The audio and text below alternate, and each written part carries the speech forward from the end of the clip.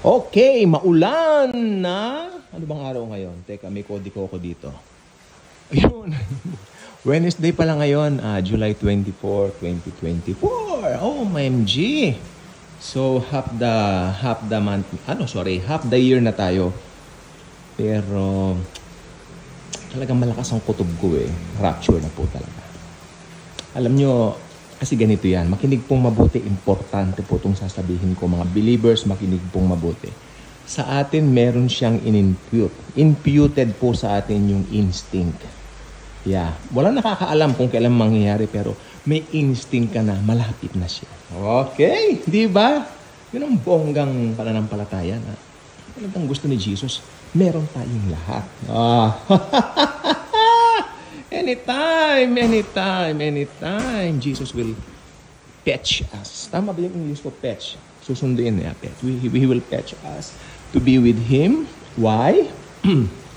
Because ito po ay part 1 ng ating topic, the Tribulation Saints.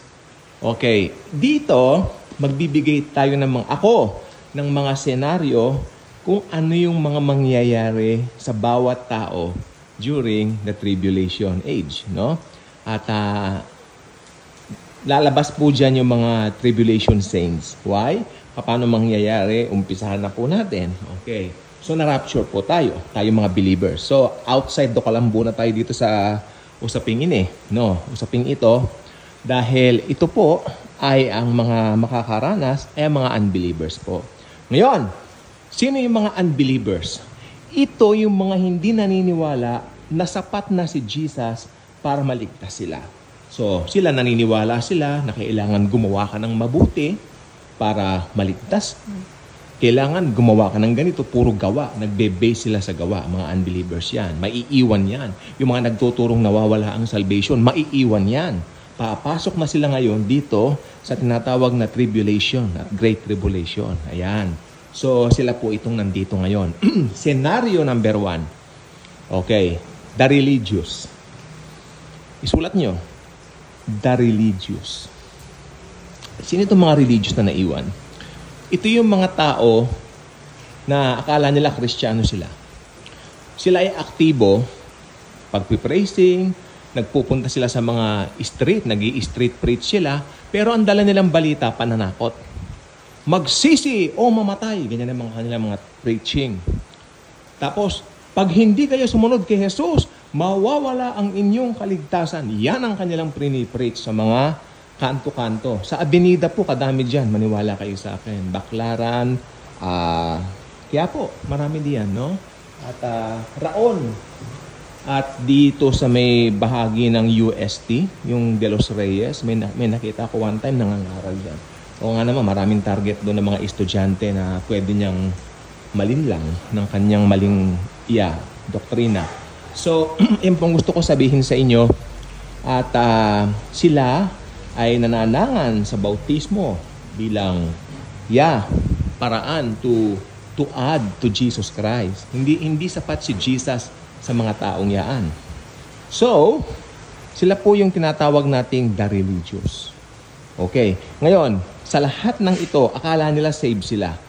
Darating ang panahon, sasabihin nila kay Jesus, Panginoon, kami po ay nagpalayas ng demonyo. O yan.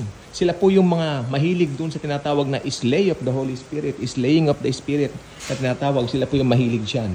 Pero ang turo kasi nila, kung bakit sila natawag na kulto, sa kanila nawawala ang kaligtasan at hindi sila naniniwala na sapat na si Jesus para maligtas.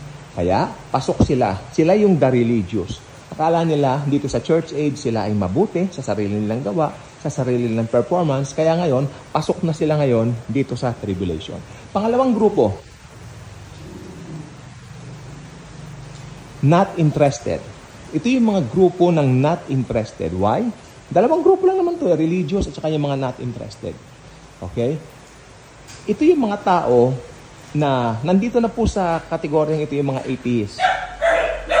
Walang pakialam sa Diyos, hindi interesado sa Panginoon, sa kanila, ang kanila pong interest ay yung dito lang sa ibabaw ng mundo. Sa ibabaw lang po ng lupa, dito lang po ang kanilang hangad. Dito sila nagkakamal ng mga pera, dito sila nagpapakayaman, nandito lang po sila. Ito yung grupo ng not interested. I'm not interested. Naku, ilang beses na po kami naka-encounter ng mga not interested. Sinagawan, binulyawan pa po kami. Okay? Ito yung mga taong makikita mo ang pinopost sa Facebook, puro pera. Okay? Pag maglalagay ka ng pera, yayaman kayo, ganun-ganon. Tapos ito yung mga tao na nag-business, una, humble, tapos yumabang na, kala mo kung sino na, dahil may business siyang malakas, ayan, mga not interested yan. Yan. Ngayon, pasok na po sila sa tribulation. Pagkatapos po ng rapture, magkakaroon ng great turmoil. Magkakaroon ng malaking confusion sa buong mundo. What happened to this? Praise the Lord, hallelujah. What happened to them? Then lalabas ang isang karismatikong tao. Siya po ang man of lawlessness. Okay, marami pong tawag sa kanya. Man of lawlessness. The bad guy. The Antichrist. Ito pong taong ito, pagtatakahan ng marami, bakit lahat na lamang meron siyang solusyon? Meron siyang solusyon sa lahat. Bakit meron siyang pamamaraan na sistematiko? Well, the only answer lies to this one. Because of Satan himself. Sabi ng Biblia sa 1 Thessalonians, lulukuban siya ng kapangyarihan ni Satanas upang maisakatuparan ang lahat ng mithiin nino ni Satanas. Dahil si Satanas po mismo ang may mithi na magkaroon siya ng karangalan sa buong mundo. At maisasakatuparan lamang niya ito pagparito ng Antikristo. While I was still young, while I was still a kid, I opened the Bible. Magandang balita, Biblia. Then I asked my mom, Mom, ano ito? Ang Antikristo. Sabi niya, kung merong Kristo, merong antay. Yun ang sagot sa akin. I was 4 years old or 5 years old at the time. So, yung panahon na kinder ako, nagbabasa-basa na ako, ang Antikristo, nabasa ko yan. So, ibig sabihin, tama naman ang mom ko doon, hindi niya inelaborate dahil nagmamadali siya. Merong antay kay Christ. Ito yung Antikristo. Ang Antikristo po ay magpapalabas ng mga kasinungalingan at sasabihin nila yung mga praise the Lord, hallelujah. Yan nga po.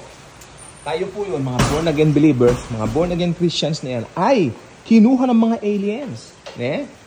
Kinuha ng mga aliens ang mga praise the Lord, hallelujah na yaan. Okay?